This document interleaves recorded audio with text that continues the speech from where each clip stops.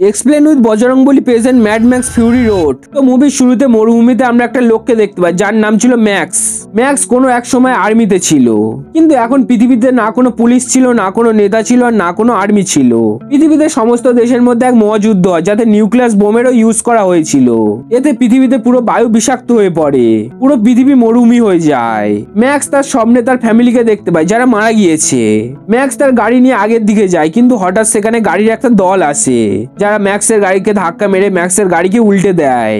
এরপরে সেই গাড়িতে থাকা লোকগুলো ম্যাক্সকে বন্দি করে আর তাদের সাথে নিয়ে যায়। ম্যাক্সের পিঠে সেই লোকেরা ট্যাটু করে দেয় যেখানে লেখা ছিল ও নেগেটিভ, যেটা ম্যাক্সেরই ব্লাড গ্রুপ ছিল। আসলে এই লোকগুলো ম্যাক্সকে তাদের কয়েদি করে নিয়েছিল, কিন্তু সেই লোকগুলো ম্যাক্সকে তাদের কয়েদিদের সিম্বল লাগাবে তার আগে ম্যাক্স সেখান থেকে পালিয়ে যায়। তবুও সেই লোকগুলো কোনো রকমে ম্যাক্সকে আবারও ধরে নেয়।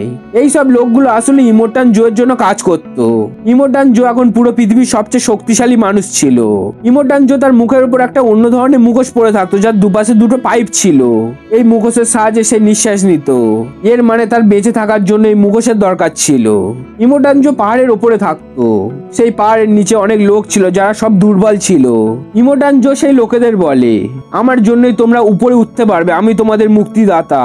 এরপর ইমোটান জো পাহাড়ের উপর থেকে জল ফেলা শুরু করে, যেটা দেখে পাহাড়ের নিচে থাকা দুর্বল লোকেরা খুবই খুশি হয়। আসলে পুরো পৃথিবীতে জলের অনেক সংকট ছিল, লোকেরা খিদে পিপাসা প্রায় মারা যেত। এই জন্য সবাই জলের জন্য লড়াই করত। এরপর আমরা একটা মেয়েকে দেখতে পাই যার নাম ছিল ফিউরিওসা, আর এই মেয়েটা ইমোটান জোর জন্যই কাজ করত। ইমোটান জো ফিউরিওসাকে তার কিছু লোকেদের সাথে ফিউল স্টেশনে ফিউল নিয়ে যাওয়ার জন্য পাঠিয়েছিল, কিন্তু এর আগে তারা ফিউল স্টেশন পর্যন্ত পৌঁছাবে তার আগে ফিউরিওসা তার গাড়ি পূর্বের দিকে ঘুরিয়ে নেয়। তখন একটা লোক ফিউরিওসাকে জিজ্ঞাসা করে, আমাদের তো সোজা যাওয়ার ছিল। তবুও ফিউরিওসা তাদেরকে বলে, আমরা পূর্বের দিকে যাব। ফিউরিওসার অর্ডার কেউ মানতে অস্বীকার করে না, কারণ সে সব থেকে সিনিয়র ছিল। এই জন্য সব গাড়িগুলো পূর্বের দিকে যেতে থাকে। এরা যে ফিউল স্টেশনে যাওয়ার বদলে পূর্বের দিকে ঘুরে গেছে সেটা ইমোটান জো দূর থেকে দূরবীন দিয়ে দেখে নেয়। যেটা দেখার পর ইমোটান জো ছুটে একটা চেম্বারের মধ্যে যায় যেখানে সে 5টা মেয়েকে বন্দি করে রেখেছিল, যে মেয়েরা তার জন্য বাচ্চা জন্ম দেবে যাতে তারা বংশ পরম্পরা এগিয়ে যেতে পারে। কিন্তু সেই 5টা মেয়েই এখন উদা হয়ে গেছে। ইমোটান জো বুঝে যায় ফিউরিওসা সেই 5টা মেয়েকে তার সাথে নিয়ে গিয়েছে। ইমোটান জো তখন তার লোকেদের ফিউরিওসার পিছন করার জন্য আদেশ দেয়, যেটাতে তার লোকেরা খুবই খুশি হয়ে যায়, কারণ এই লোকগুলো ইমোটান জোয়ের জন্য নিজেদের প্রাণ দেওয়ার জন্য প্রস্তুত ছিল। ইমোটান জোয়ের যে আর্মি ছিল তার নাম ছিল ওয়ার বয়েস। নিউক্লিয়াস রেডিয়েশনের জন্য এরা একটা রোগে ভুগছিল, যেটার জন্য তাদের বেশিরভাগ সময় রক্তের প্রয়োজন হতো। এই কারণের জন্য এরা ম্যাক্সকে আটকে রেখেছিল। সেই আর্মির মধ্যে একটা ওয়ার বয়কে দেখা যায় যে খুবই দুর্বল ছিল, কিন্তু তাও সে ফিউরিওসাকে কোনো রকমে ধরতে চায়। এই জন্য সে তার গাড়ির সামনে ম্যাক্সকে বেঁধে দেয়। ম্যাক্সের শরীরে একটা পাইপ লাগানো ছিল যার সাহায্যে ম্যাক্সের রক্ত সেই ওয়ার বয়ের শরীরে যাচ্ছিল যাতে সে এনার্জেটিক হতে পারে আর যুদ্ধে গিয়ে শহীদ হয়ে ইমোটান জোয়ের জন্য প্রাণ দিতে পারে। আসলে ইমোটান জোয়ের জন্য শহীদ হওয়াকে খুব বড় কিছু ভাবা হয়। অন্যদিকে ফিউরিওসাকে দেখানো যে অন্য কোনো দলের এলাকায় পৌঁছে যায়। এই এলাকার যে লোকগুলো ছিল তারা ফিউরিওসার গাড়ির পিছন করা শুরু করে দেয়। ফিউরিওসার সঙ্গে ইমোটান জো যে লোকগুলো এসেছিল সবাই এক এক করে মারা যায়। এবার ইমোটান জোয়ের যে আর্মি ফিউরিওসাকে ধরতে যায় তারাও সেই এলাকায় চলে আসে। ওই এলাকার যে লোকগুলো ছিল তাদের সাথে ইমোটান জোয়ের ওয়ার বয়েসরা লড়াই শুরু করে আর এক এক করে সবাইকে মেরে দেয়। কিন্তু এর আগে ইমোটান জোয়ের আর্মি ফিউরিওসাকে ধরতে পারে সেখানে একটা বিশাল বালিঝড় চলে আসে।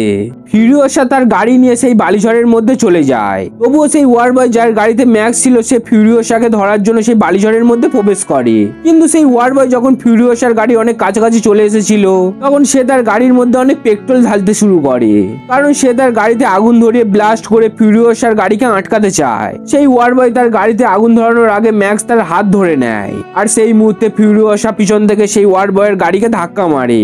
সেই গাড়ি সঙ্গে সঙ্গে উল্টে যায়। পরের দিন সকালে দেখা যায় সেই বালিঝড় পুরোপুরি থেমে গেছে, কিন্তু ম্যাক্স বেঁচে গেছে আর সেই ওয়ার বয় মারা গেছে।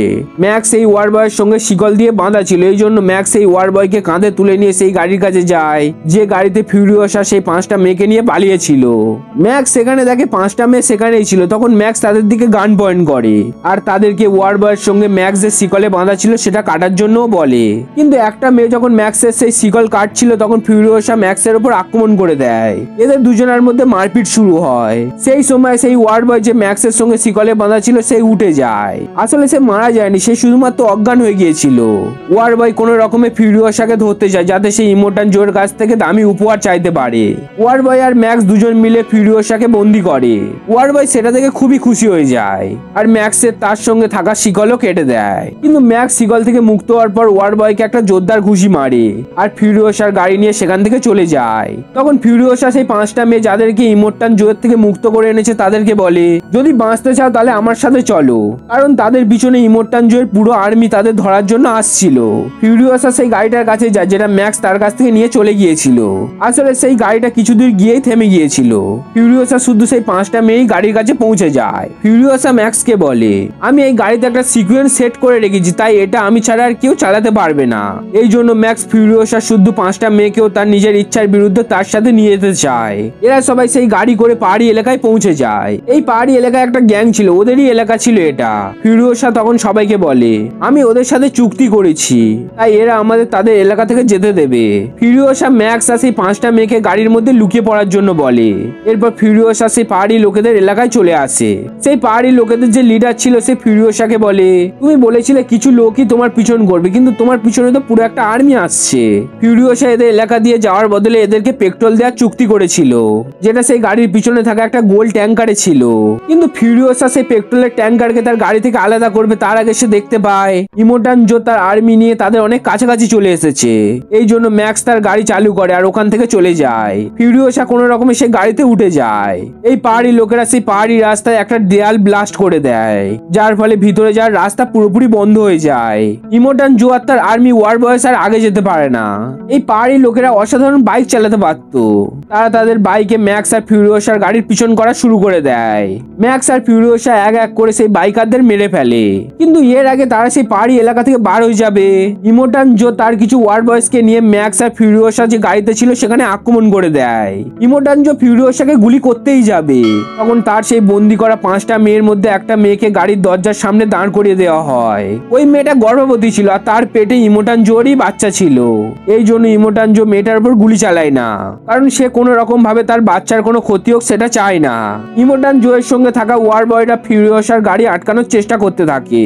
সেই ওয়ার বয়রা তাদের গাড়ি থেকে একটা ভালো জাতীয় কিছু ফিউরিওসার গাড়ির দিকে ফায়ার করে, আর সেটা গাড়ি স্টিয়ারিং এ গিয়ে আটকে যায়, যার ফলে ম্যাক্স এই গাড়িকে কন্ট্রোল করতে পারছিল না।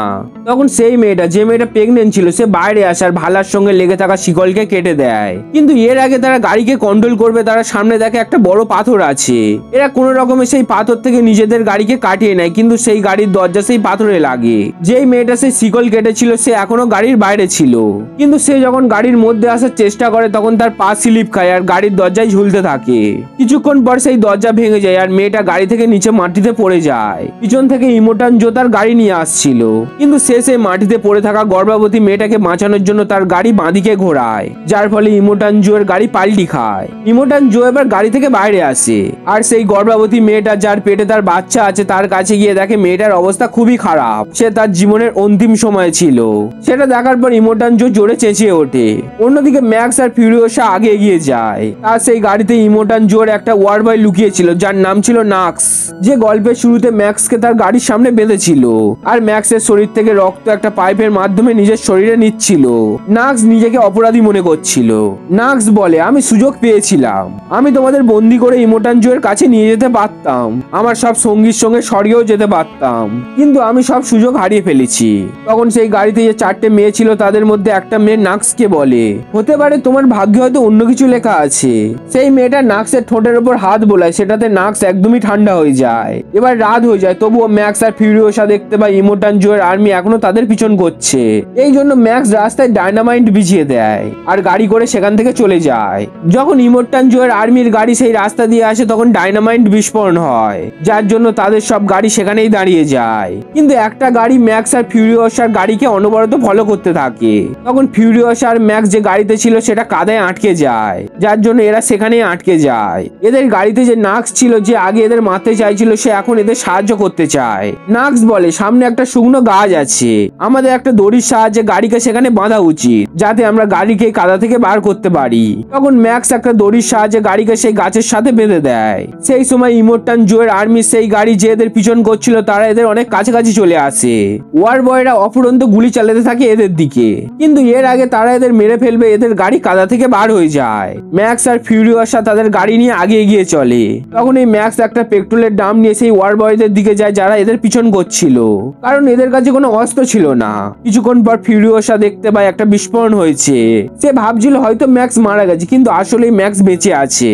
ম্যাক্স এই ওয়ার বয়দের গাড়ি ব্লাস্ট করে দেয় আর এর সাথে তাদের সব অস্ত্র নিয়েও চলে আসে। আবারও তারা আগে এগিয়ে যেতে থাকে। সারা রাত গাড়ি চালানোর পর যখন তারা অনেক দূরে চলে যায় তখন ফিউরিওসা দূরে একটা টাওয়ার দেখতে পায়। ফিউরিওসা সবাইকে বলে, ছোটবেলায় আমি যে জায়গায় থাকতাম সেখানেও এমন একটা টাওয়ার ছিল।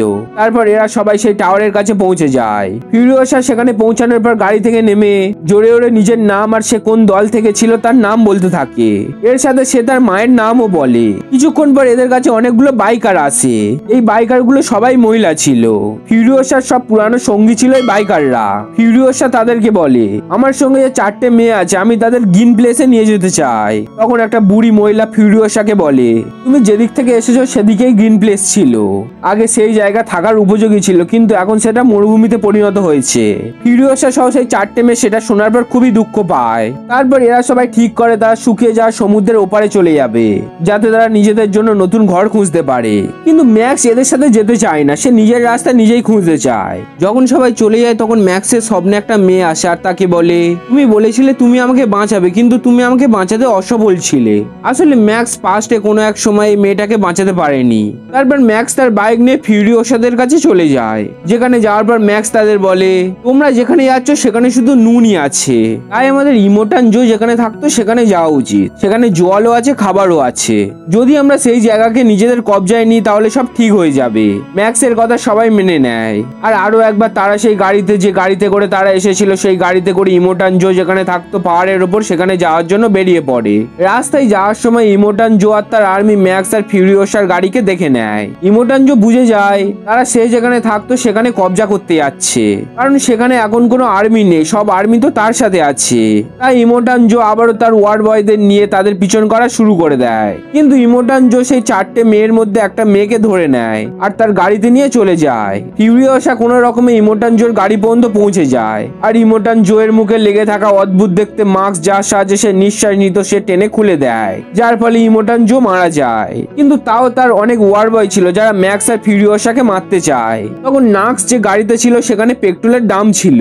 নাক্স তার গাড়িটা পাহাড়ে ধাক্কা মারে, যার ফলে বিশাল এক বিস্ফোরণ হয়, যার ফলে সব ওয়ার বয়ও মারা যায়। অন্যদিকে ফিউরিওসা ভয়ঙ্কর আহত হয়ে পড়ে। ম্যাক্স তাকে দেখে বুঝতে পারে ফিউরিওসার রক্তের প্রয়োজন। এই জন্য ম্যাক্স নিজের শরীরের রক্ত ফিউরিওসার শরীরে ট্রান্সফার করে, যার পর ফিউরিওসা অনেকটাই সুস্থ হয়ে যায়। এরপর তারা সেই জায়গায় পৌঁছে যায় যেখানে ইমোটান জো থাকতো।